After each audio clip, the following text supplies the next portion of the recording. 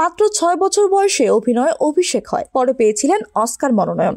বলছি অভিনেত্রী ডায়ান লেনের কথা, যিনি 18 বছর বয়সেই মাল্টিমিলিয়নিয়ার হন। অ্যাক্টিং কোচ বার্ট লেনের কন্যা এই ডায়ান, যে কারণে শৈশব থেকেই অভিনয়ের পরিবেশ পেয়েছিলেন। অভিনয় দেখতে দেখতেই অভিনয়ের প্রেমে পড়া। মাত্র 6 বছর বয়সে তিনি শিশু শিল্পী হিসেবে মঞ্চে অভিনয় করে প্রশংসিত হন। পরে সিনেমায় নায়িকা হিসেবে নাম লেখান 13 বছর বয়সে।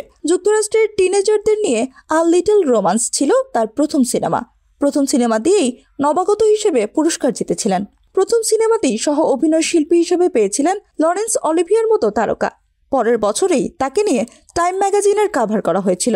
সিনেমাটি দর্শক গ্রহণ করায় পথ চলাটা সহজ হয়। একের পর এক সিনেমায় অভিনয় করতে থাকেন তিনি। 2005 সালে তিনি মাস্ট লাভ ডগ সিনেমার জন্য $60 লাখ পারিশ্রমিক নিয়েছিলেন। 90-এর দশকেই তিনি $20 থেকে $30 লাখ পারিশ্রমিক নিতে থাকেন। মাত্র 18 বছর বয়সেই মাল্টি মিলিয়নিয়ার হয়ে যান। 2003 সালে পিপল ম্যাগাজিনের ভোটে সেরা সুন্দর মনের মানুষ হিসেবে নির্বাচিত হন। পরে তিনি কাঙ্ক্ষিত নারীর তালিকায়ও জায়গা পান।